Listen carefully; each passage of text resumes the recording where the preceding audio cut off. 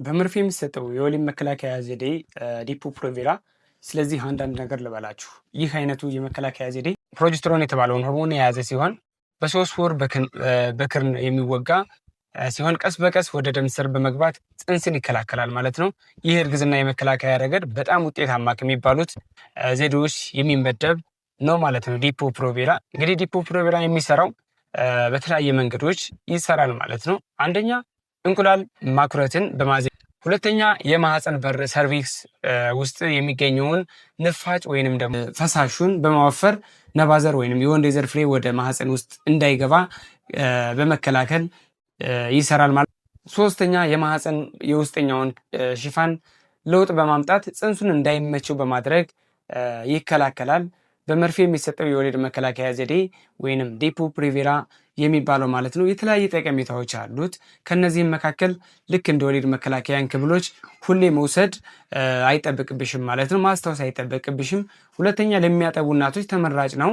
ለአንድ እናት ከወለደች ከ6 ሳምንት ጀምሮ ሊሰጥ ይችላል ማለት ነው። የጡት ወተትንም አይቀንስም። በማጥባት ወቅት ያልተፈለገ ጽንስ እንዳይከሰት ይረዳል።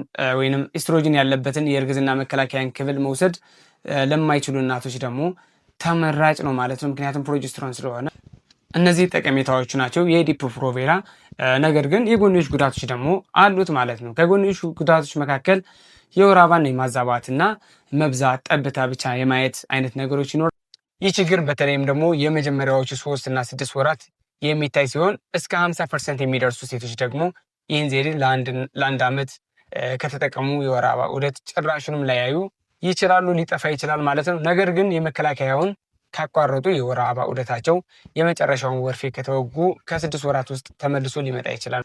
የወር አበባ ማዛባትን፣ መብዛትን፣ ጠብታን እና ሊያሳይ ይችላል ማለት ነው። ይህ ችግር ደግሞ በተለይ የመጀመሪያዎቹ 3 እና 6 ወራት የሚታይ ሲሆን እስከ 50% የሚደርሱ ሴቶች ደግሞ ይህንን ዘዴ ለአንድ ዓመት ከተጠቀሙ የወር አበባ ዑደታቸው ጭራሽንም ላያዩ ይችላሉ ማለት ነው፣ ላያዩ ይችላሉ። ነገር ግን መከላከያውን ካቋረጡ የወር አበባ ዑደታቸው የመጨረሻ መርፌ ከተወጉ ከ6 ወራት ውስጥ ተመልሶ ሊመጣ ይችላል ማለት ነው። በዚህም መካከል የክብደት መጨመር ሊኖሩ ይችላል፣ ራስ ምታት ሊኖሩ ይችላል፣ እንዲሁም ደግሞ የሆድ ህመም፣ ድብርት የመሳሰሉት የድካም ስሜቶች እና የመሳሰሉት ሊከሰቱ ይችላሉ ማለት ነው ዲፖ-ፕሮቬራን የምትጠቀም። ነገር ግን ለጤና አያሰጋም። በመጀመሪያው ወራቶች ውስጥ ሊጠፋ ይችላል ማለት ነው ካቋረጡ። በመርፌ የሚሰጠው የወሊድ መከላከያ ዘዴ ዲፖ-ፕሮቬራ መጠቀም የማይችሉ ደግሞ ሰዎች አሉ ማለት ነው። ከነዚህ መካከል የጡት ካንሰር ህመም ካለ፣ የጉበት በሽታ ካለ፣ እንዲሁም ደግሞ የአጥንት መሳሳት ችግር ካለ፣ ከመጠን በላይ ክብደት ካለ፣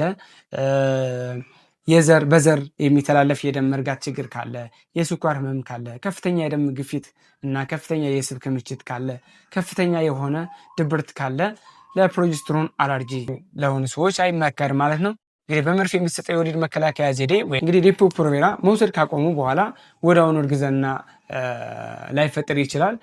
ይህ ደግሞ ከ6 እስከ 12 ወራት ድረስ ሊቆይ ይችላል ማለት ነው። ለማርገዝ ይቸገራሉ።